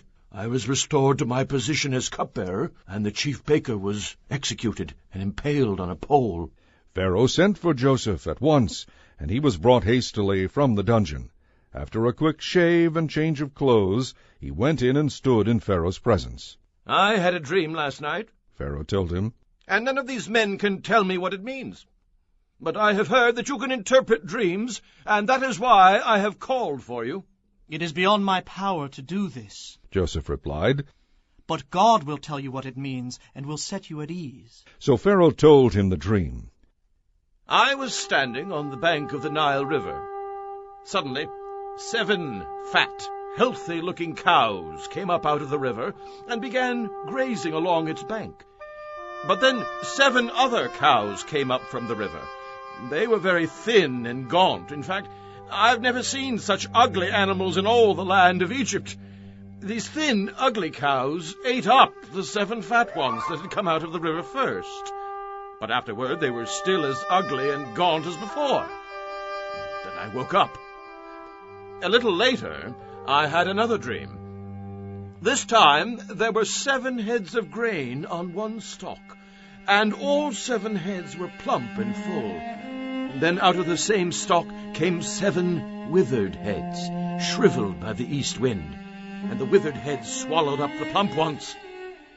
I told these dreams to my magicians, but not one of them could tell me what they mean. Both dreams mean the same thing. Joseph told Pharaoh. God was telling you what he is about to do. The 7 fat cows and the 7 plump heads of grain both represent 7 years of prosperity. The 7 thin, ugly cows and the 7 withered heads of grain represent 7 years of famine. This will happen just as I have described it, for God has shown you what he is about to do. The next 7 years will be a period of great prosperity throughout the land of Egypt. But afterward there will be 7 years of famine so great that all the prosperity will be forgotten and wiped out. Famine will destroy the land. This famine will be so terrible that even the memory of the good years will be erased. As for having the dream twice, it means that the matter has been decreed by God and that he will make these events happen soon. My suggestion is that you find the wisest man in Egypt and put him in charge of a nationwide program. Let Pharaoh appoint officials over the land and let them collect 1/5 of all the crops during the 7 good years. Have them gather all the food and grain of these good years into the royal storehouses and store it away so there will be food in the cities. That way there will be enough to eat when the 7 years of famine come. Otherwise, disaster will surely strike the land, and all the people will die. Joseph's suggestions were well received by Pharaoh and his advisers. As they discussed who should be appointed for the job, Pharaoh said, "Who could do it better than Joseph? For he's a man who is obviously filled with the Spirit of God." Turning to Joseph, Pharaoh said, "Since God has revealed the meaning of the dreams to you, you are the wisest man in the land. I hereby appoint you to direct this project. You will manage my household and organize all my people. Only I will have a rank higher than yours." And Pharaoh said to Joseph, "I hereby put you in charge of the entire land of Egypt." Then Pharaoh placed his own signet ring on Joseph's finger as a symbol of his authority. He dressed him in beautiful clothing, and placed the royal gold chain about his neck. Pharaoh also gave Joseph the chariot of his second-in-command, and wherever he went the command was shouted, "Kneel down!" So Joseph was put in charge of all Egypt, and Pharaoh said to Joseph, "I am the king, but no one will move a hand or a foot in the entire land of Egypt without your approval." Pharaoh renamed him Zaphanath-Paneah, and gave him a wife, a young woman named Asenath, the daughter of Potipherah, priest of Heliopolis. So Joseph took charge of the entire land of Egypt. He was 30 years old when he entered the service of Pharaoh, the king of Egypt. And when Joseph left Pharaoh's presence, he made a tour of inspection throughout the land. And sure enough, for the next 7 years there were bumper crops everywhere. During those years Joseph took a portion of all the crops grown in Egypt and stored them for the government in nearby cities. After 7 years the granaries were filled to overflowing. There was so much grain, like sand on the seashore, that the people could not keep track of the amount. During this time, before the arrival of the first of the famine years, 2 sons were born to Joseph and his wife, Asenath, the daughter of Potipherah, priest of Heliopolis. Joseph named his older son Manasseh, for he said, God has made me forget all my troubles and the family of my father. Joseph named his second son Ephraim, for he said, God has made me fruitful in this land of my suffering. At last the 7 years of plenty came to an end. Then the 7 years of famine began, just as Joseph had predicted. There were crop failures in all the surrounding countries too, but in Egypt there was plenty of grain in the storehouses. Throughout the land of Egypt the people began to starve. They pleaded with Pharaoh for food, and he told them, "Go to Joseph, and do whatever he tells you." So, with severe famine everywhere in the land, Joseph opened up the storehouses and sold grain to the Egyptians. And people from surrounding lands also came to Egypt to buy grain from Joseph, because the famine was severe throughout the world. Chapter 42. When Jacob heard that there was grain available in Egypt, he said to his sons, "Why are you standing around looking at one another? I've heard there's grain in Egypt. Go down and buy some for us before we all starve to death." So Joseph's 10 older brothers went down to Egypt to buy grain. Jacob wouldn't let Joseph's younger brother Benjamin go with them, however, for fear some harm might come to him. So Jacob's sons arrived in Egypt along with others to buy food, for the famine had reached Canaan as well. Since Joseph was governor of all Egypt and in charge of the sale of the grain, it was to him that his brothers came. They bowed low before him with their faces to the ground. Joseph recognized them instantly, but he pretended to be a stranger. "Where are you from?" he demanded roughly. "From the land of Canaan," they replied. "We've come to buy grain." Joseph's brothers didn't recognize him, but Joseph recognized them, and he remembered the dreams he had had many years before. He said to them, "You are spies. You have come to see how vulnerable our land has become." "No, my lord," they exclaimed. "We've come to buy food. We are all brothers and honest men, sir. We are not spies." "Yes, you are," he insisted. "You have come to discover how vulnerable the famine has made us." "Sir," they said, "there are 12 of us brothers, and our father is in the land of Canaan. Our youngest brother is there with our father, and one of our brothers is no longer with us." But Joseph insisted. "As I said, you are spies. This is how I will test your story. I swear by the life of Pharaoh that you will not leave Egypt unless your youngest brother comes here. One of you go and get your brother. I'll keep the rest of you here bound in prison. Then we'll find out whether or not your story is true. If it turns out that you don't have a younger brother, then I'll know you are spies." So we put them all in prison for 3 days. On the 3rd day Joseph said to them, "I am a God-fearing man. If you do as I say, you will live. We'll see how honorable you really are. Only one of you will remain in the prison. The rest of you may go on home with grain for your families. But bring your youngest brother back to me. In this way, I will know whether or not you are telling me the truth. If you are, I will spare you." To this they agreed. Speaking among themselves, they said, "This has all happened because of what we did to Joseph long ago. We saw his terror and anguish and heard his pleadings, but we wouldn't listen. That's why this trouble has come upon us." "Didn't I tell you not to do it?" Reuben asked. "But you wouldn't listen, and now we are going to die because we murdered him." Of course, they didn't know that Joseph understood them as he was standing there, for he had been speaking to them through an interpreter. Now he left the room and found a place where he could weep. Returning, he talked some more with them. He then chose Simeon from among them and had him tied up right before their eyes. Joseph then ordered his servants to fill the men's sacks with grain, but he also gave secret instructions to return each brother's payment at the top of his sack. He also gave them provisions for their journey. So they loaded up their donkeys with the grain and started for home. But when they stopped for the night, and one of them opened his sack to get some grain to feed the donkeys, he found his money in the sack. "Look!" he exclaimed to his brothers. "My money is here in my sack." They were filled with terror and said to each other, "What has God done to us?" So they came to their father Jacob in the land of Canaan and told him all that had happened. "The man who is ruler over the land spoke very roughly to us," they told him. "He took us for spies. But we said, 'We're honest men, not spies. We are 12 brothers, sons of one father. One brother has disappeared, and the youngest is with our father in the land of Canaan.' Then the man, the ruler of the land, told us, 'This is the way I will find out if you are honest men. Leave one of your brothers here with me, and take grain for your families, and go on home. But bring your youngest brother back to me. Then I will know that you are honest men and not spies. If you prove to be what you say, then I will give you back your brother, and you may come as often as you like to buy grain.' As they emptied out the sacks, there at the top of each one was the bag of money paid for the grain. Terror gripped them as it did their father. Jacob exclaimed, 'You have deprived me of my children. Joseph has disappeared. Simeon is gone. And now you want to take Benjamin too. Everything is going against me.'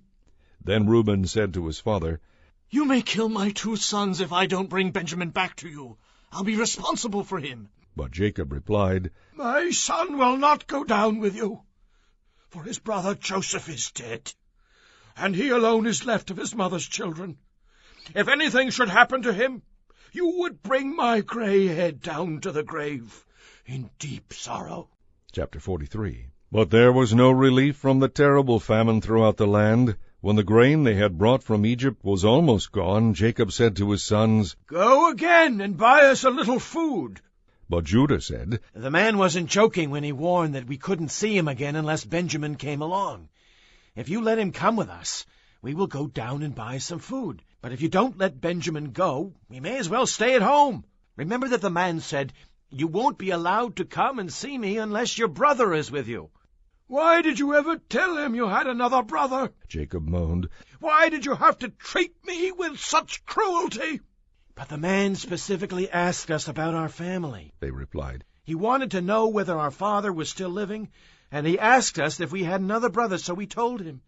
How could we have known he would say, Bring me your brother? Judah said to his father, Send the boy with me, and we will be on our way. Otherwise we will all die of starvation, and not only we, but you and our little ones. I personally guarantee his safety. If I don't bring him back to you, then let me bear the blame forever.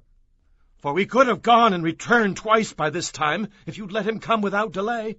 So their father Jacob finally said to them, If it can't be avoided, then at least do this. Fill your bags with the best products of the land.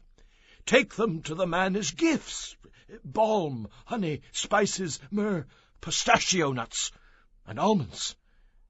Take double the money that you found in your sacks, as it was probably someone's mistake. Then take your brother and go back to the man.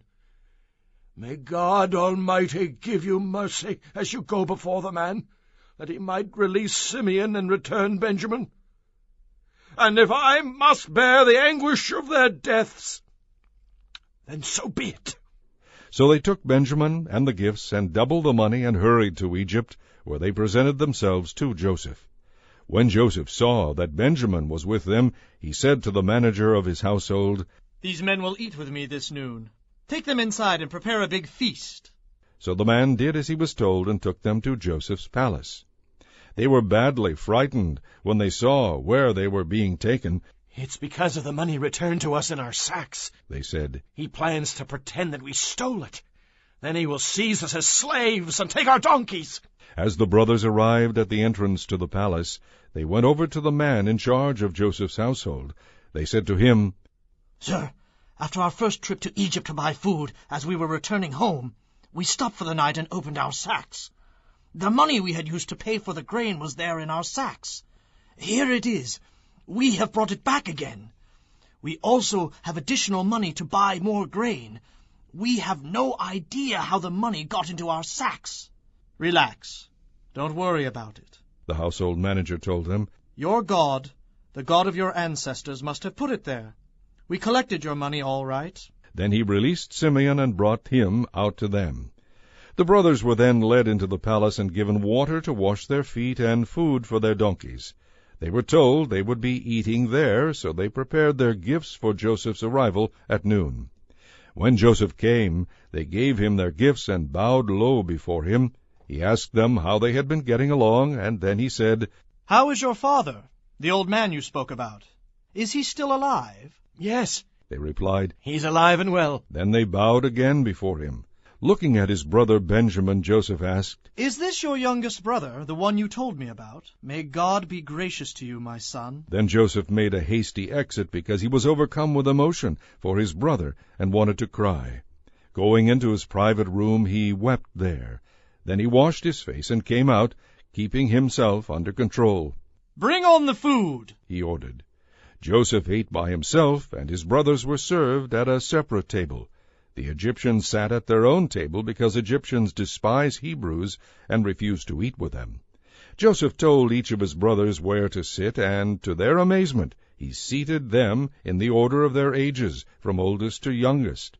Their food was served to them from Joseph's own table. He gave the largest serving to Benjamin, 5 times as much as to any of the others.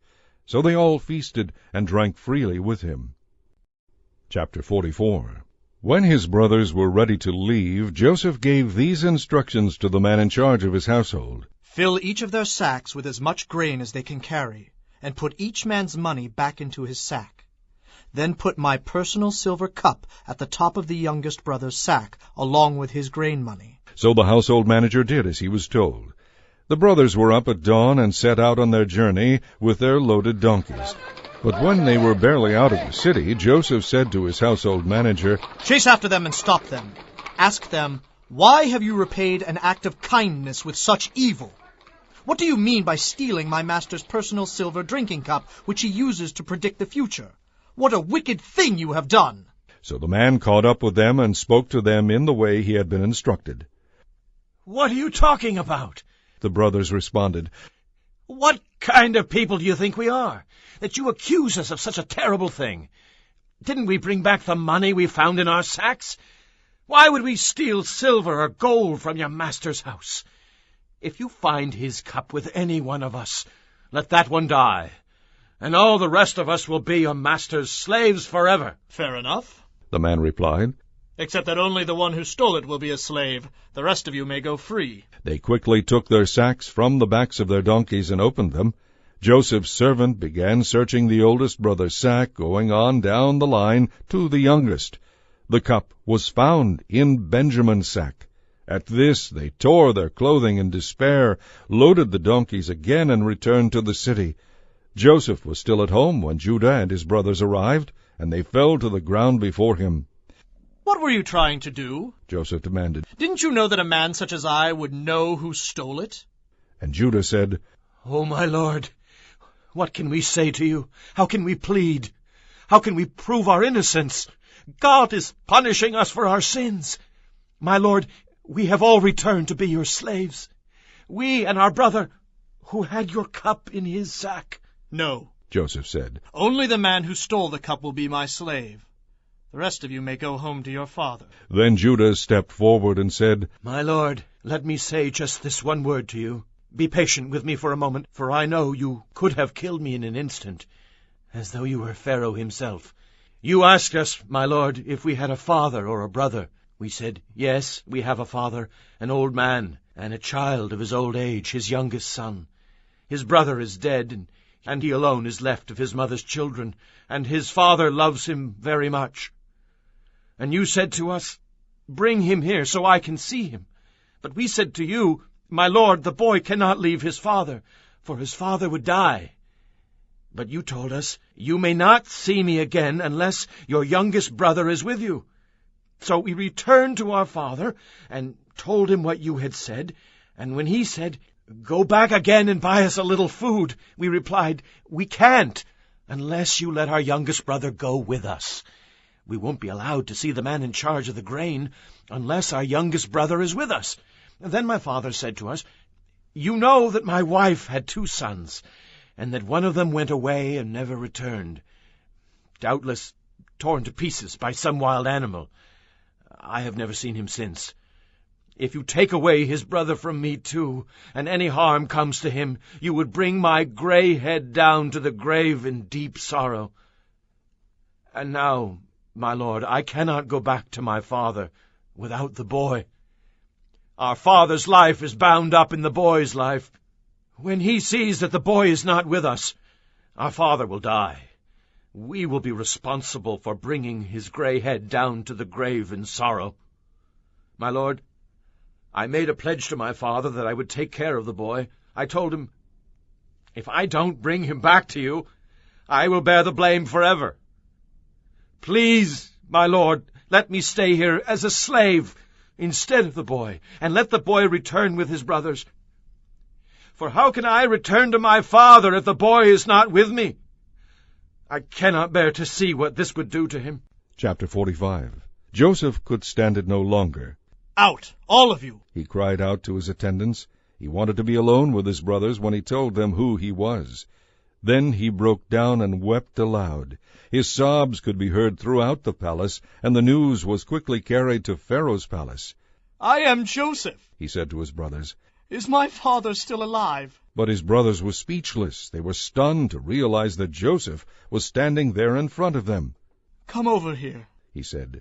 So they came closer, and he said again, "I am Joseph, your brother whom you sold into Egypt. But don't be angry with yourselves that you did this to me, for God did it. He sent me here ahead of you to preserve your lives. These 2 years of famine will grow to 7, during which there will be neither plowing nor harvest. God has sent me here to keep you and your families alive, so that you will become a great nation. Yes, it was God who sent me here, not you. And he has made me a counselor to Pharaoh, manager of his entire household, and ruler over all Egypt. Hurry, return to my father and tell him, this is what your son Joseph says. God has made me master over all the land of Egypt. Come down to me right away. You will live in the land of Goshen, so you can be near me with all your children and grandchildren, your flocks and herds, and all that you have. I will take care of you there, for there are still 5 years of famine ahead of us. Otherwise, you and your household will come to utter poverty. Then Joseph said, You can see for yourselves, and so can my brother Benjamin, that I really am Joseph. Tell my father how I am honored here in Egypt. Tell him about everything you have seen, and bring him to me quickly. Weeping with joy, he embraced Benjamin, and Benjamin also began to weep. Then Joseph kissed each of his brothers and wept over them, and then they began talking freely with him. The news soon reached Pharaoh. Joseph's brothers have come. Pharaoh was very happy to hear this, and so were his officials.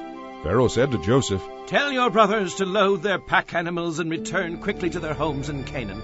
Tell them to bring your father and all of their families and to come here to Egypt to live.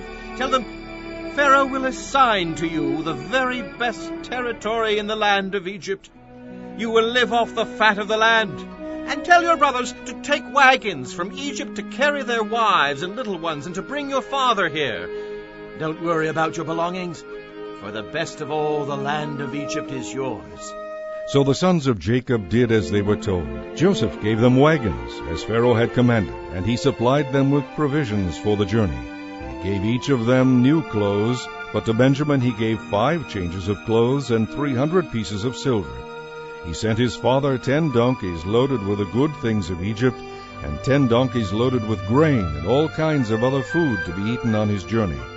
So he sent his brothers off, and as they left, he called after them, Don't quarrel along the way. And they left Egypt and returned to their father Jacob in the land of Canaan. Joseph is still alive, They told him. and he's ruler over all the land of Egypt. Jacob was stunned at the news. He couldn't believe it. But when they had given him Joseph's messages, and when he saw the wagons loaded with the food sent by Joseph, his spirit revived. Then Jacob said, It must be true. My son Joseph is alive. I will go and see him before I die. Chapter 46. So Jacob set out for Egypt with all his possessions, and when he came to Beersheba, he offered sacrifices to the God of his father Isaac. During the night, God spoke to him in a vision. Jacob, Jacob, he called. Here I am, Jacob replied. I am God, the voice said, the God of your father. Do not be afraid to go down to Egypt, for I will see to it that you become a great nation there. I will go with you down to Egypt, and I will bring your descendants back again, but you will die in Egypt with Joseph at your side. So Jacob left Beersheba, and his sons brought him to Egypt. They carried their little ones and wives in the wagons Pharaoh had provided for them. They brought their livestock, too, and all the belongings they had acquired in the land of Canaan. Jacob and his entire family arrived in Egypt, sons and daughters, grandsons and granddaughters, all his descendants. These are the names of the Israelites, the descendants of Jacob who went with him to Egypt. Reuben was Jacob's oldest son.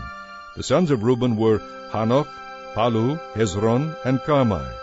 The sons of Simeon were Jemuel, Jamin, Ohad, Jachin, Zohar, and Shaul. Shaul's mother was a Canaanite woman. The sons of Levi were Gershon, Kohath, and Merari. The sons of Judah were Onan, Shelah, Perez, and Zerah. But and Onan had died in the land of Canaan. The sons of Perez were Hezron and Hamul. The sons of Issachar were Tola, Pua, Jashub, and Shimron. The sons of Zebulun were Sered, Elon, and Jalil. These are the sons of Jacob who were born to Leah in Padan Aram, along with their sister Dinah. In all, Jacob's descendants through Leah numbered 33. The sons of Gad were Zephon, Haggai, Shunai, Esbon, Eri, Arodai, and Arelai. The sons of Asher were Imnah, Ishva, Ishvai, and Beriah. Their sister was named Sirah. Beriah's sons were Heber and Malkiel. These 16 were descendants of Jacob through Zilpah, the servant given to Leah by her father Laban. The sons of Jacob's wife Rachel were Joseph and Benjamin. Joseph's sons, born in the land of Egypt, were Manasseh and Ephraim. Their mother was Asenath, daughter of Potipherah, priest of Heliopolis. Benjamin's sons were Bela, Bekir, Ashbel, Gera, Naaman, Ichai, Rosh, Mupim, Hupim, and Ard. These 14 were the descendants of Jacob and his wife Rachel. The son of Dan was Hushim. The sons of Naphtali were Jazil, Gunai, Jezer, and Shilem. These 7 were the descendants of Jacob through Bilhah, the servant given to Rachel by her father Laban. So the total number of Jacob's direct descendants who went with him to Egypt, not counting his sons' wives, was 66. Joseph also had 2 sons who had been born in Egypt. So altogether there were 70 members of Jacob's family in the land of Egypt. Jacob sent Judah on ahead to meet Joseph and get directions to the land of Goshen. And when they all arrived there, Joseph prepared his chariot and traveled to Goshen to meet his father. As soon as Joseph arrived, he embraced his father and wept on his shoulder for a long time.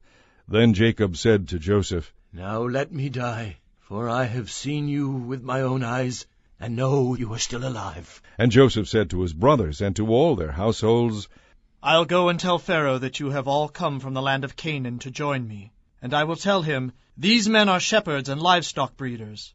They have brought with them their flocks and herds and everything they own. So when Pharaoh calls for you and asks you about your occupation, tell him, "We have been livestock breeders from our youth, as our ancestors have been for many generations."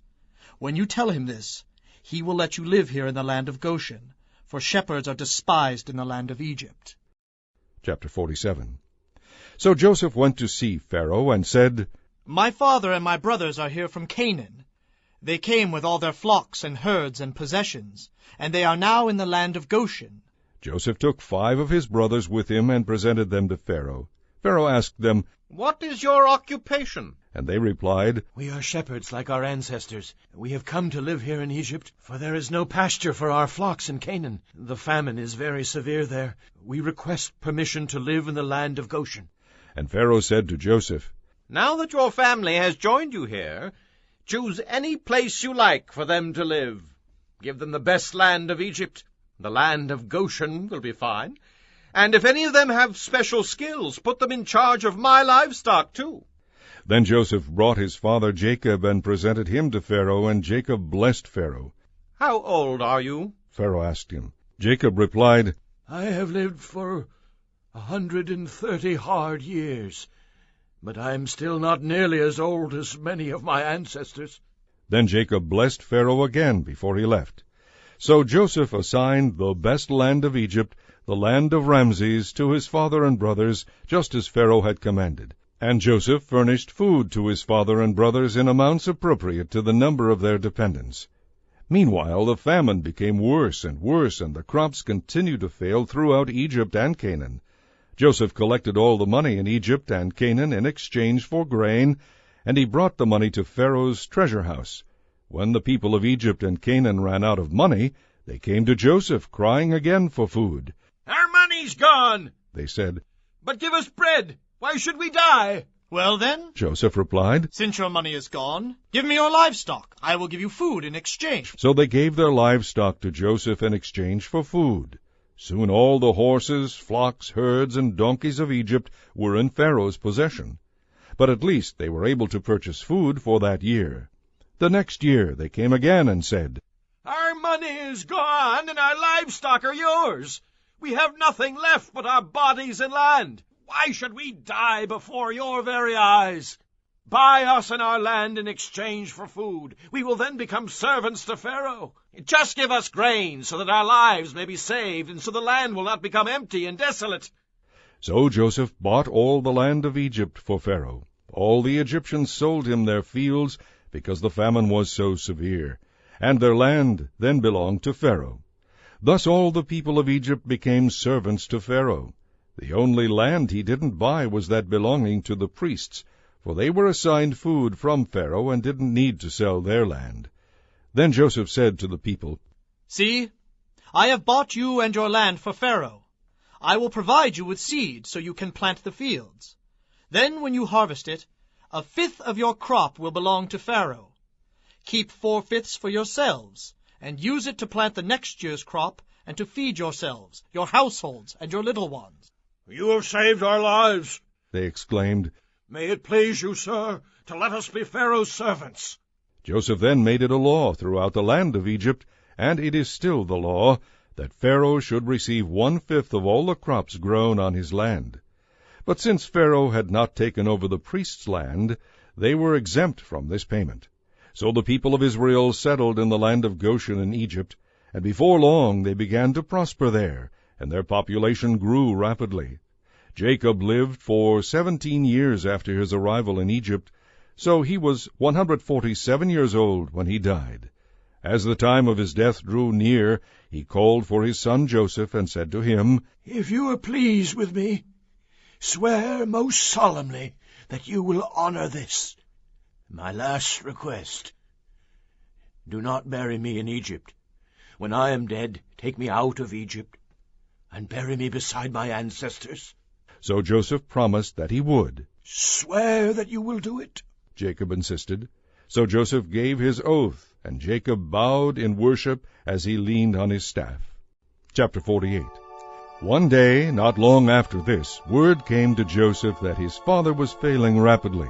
So Joseph went to visit him, and he took with him his 2 sons, Manasseh and Ephraim. When Jacob heard that Joseph had arrived, he gathered his strength and sat up in bed to greet him. Jacob said to Joseph, "God Almighty appeared to me at Luz in the land of Canaan, and blessed me. He said to me, 'I will make you a multitude of nations, and I will give this land of Canaan to you and your descendants as an everlasting possession.' Now I am adopting as my own sons these 2 boys of yours, Ephraim and Manasseh, who were born here in the land of Egypt before I arrived. They will inherit from me, just as Reuben and Simeon will, but the children born to you in the future will be your own. The land they inherit will be within the territories of Ephraim and Manasseh. As I was returning from Padan, Rachel died in the land of Canaan. We were still on the way, just a short distance from Ephrath, that is Bethlehem. So, with great sorrow, I buried her there beside the road to Ephrath." Then Jacob looked over at the 2 boys. "Are these your sons?" he asked. "Yes," Joseph told him. "These are the sons God has given me here in Egypt." And Jacob said, "Bring them over to me, and I will bless them." Now Jacob was half blind because of his age and could hardly see. So Joseph brought the boys close to him, and Jacob kissed and embraced them.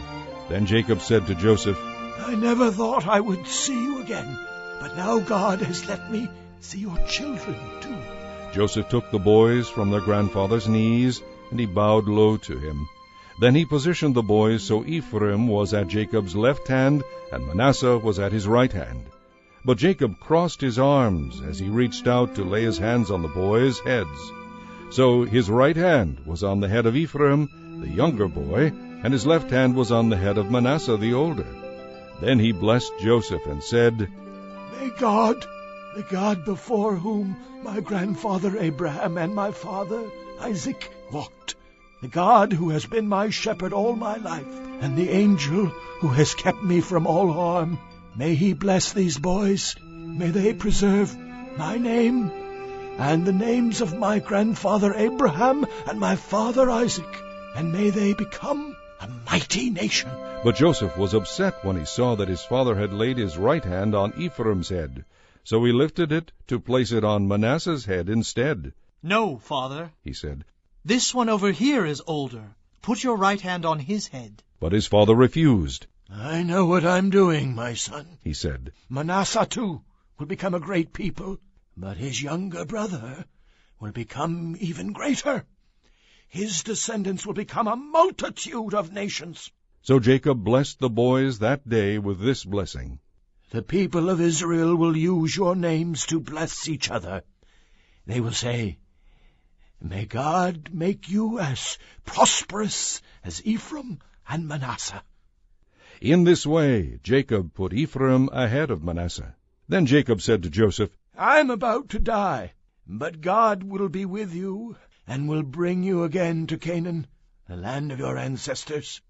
And I give you an extra portion beyond what I have given your brothers, the portion that I took from the Amorites with my sword and bow. Chapter 49. Then Jacob called together all his sons and said, Gather around me, and I will tell you what is going to happen to you in the days to come. Come and listen, O sons of Jacob. Listen to Israel your father. Reuben, you are my oldest son, the child of my vigorous youth. You are first on the list in rank and honor. But you are as unruly as the waves of the sea, and you will be first no longer. For you slept with one of my wives. You dishonored me in my own bed. Simeon and Levi are two of a kind, men of violence.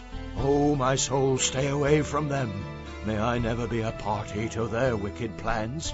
For in their anger they murdered men, and they crippled oxen just for sport. Cursed be their anger, for it is fierce. Cursed be their wrath, for it is cruel. Therefore I will scatter their descendants throughout the nation of Israel. Judah, your brothers will praise you. You will defeat your enemies. All your relatives will bow before you. Judah is a young lion that has finished eating its prey. Like a lion he crouches and lies down. Like a lioness, who will dare to rouse him? The scepter will not depart from Judah, nor the ruler's staff from his descendants, until the coming of the one to whom it belongs, the one whom all nations will obey. He ties his foal to a grapevine, the colt of his donkey to a choice vine. He washes his clothes in wine, because his harvest is so plentiful. His eyes are darker than wine, and his teeth are whiter than milk. Zebulun will settle on the shores of the sea and will be a harbor for ships. His borders will extend to Sidon. Issachar is a strong beast of burden, resting among the sheepfolds. When he sees how good the countryside is, how pleasant the land, he will bend his shoulders to the task and submit to forced labor. Dan will govern his people like any other tribe in Israel. He will be a snake beside the road, a poisonous viper along the path that bites the horse's heels so the rider is thrown off. I trust in you for salvation, O Lord. Gad will be plundered by marauding bands, but he will turn and plunder them. Asher will produce rich foods, food fit for kings. Naphtali is a deer let loose, producing magnificent fawns. Joseph is a fruitful tree beside a fountain. His branches reach over the wall. He has been attacked by archers who shot at him and harassed him, but his bow remained strong, and his arms were strengthened by the mighty one of Jacob, the shepherd, the rock of Israel. May the God of your ancestors help you. May the Almighty bless you with the blessings of the heavens above, blessings of the earth beneath, and blessings of the breasts and womb. May the blessings of your ancestors be greater than the blessings of the eternal mountains, reaching to the utmost bounds of the everlasting hills. These blessings will fall on the head of Joseph, who is a prince among his brothers. Benjamin is a wolf that prowls. He devours his enemies in the morning, and in the evening he divides the plunder. These are the 12 tribes of Israel, and these are the blessings with which Jacob blessed his 12 sons. Each received a blessing that was appropriate to him. Then Jacob told them, Soon I will die. Bury me with my father and grandfather in the cave in Ephraim's field. This is the cave in the field of Machpelah, near Mamre in Canaan, which Abraham bought from Ephraim the Hittite for a permanent burial place. There Abraham and his wife Sarah are buried. There Isaac and his wife Rebekah are buried. And there I buried Leah. It is the cave that my grandfather Abraham bought from the Hittites. Then when Jacob had finished this charge to his sons, he lay back in the bed, breathed his last, and died. Chapter 50. Joseph threw himself on his father and wept over him and kissed him. Then Joseph told his morticians to embalm the body. The embalming process took 40 days, and there was a period of national mourning for 70 days. When the period of mourning was over, Joseph approached Pharaoh's advisers and asked them to speak to Pharaoh on his behalf. He told them, "Tell Pharaoh that my father made me swear an oath. He said to me, 'I am about to die. Take my body back to the land of Canaan, and bury me in our family's burial cave. Now I need to go and bury my father. After his burial is complete, I will return without delay.'" Pharaoh agreed to Joseph's request. "Go and bury your father, as you promised." So Joseph went with a great number of Pharaoh's counselors and advisers, all the senior officers of Egypt. Joseph also took his brothers and the entire household of Jacob, but they left their little children and flocks and herds in the land of Goshen. So a great number of chariots, cavalry, and people accompanied Joseph. When they arrived at the threshing floor of Atad near the Jordan River, they held a very great and solemn funeral with a 7-day period of mourning for Joseph's father.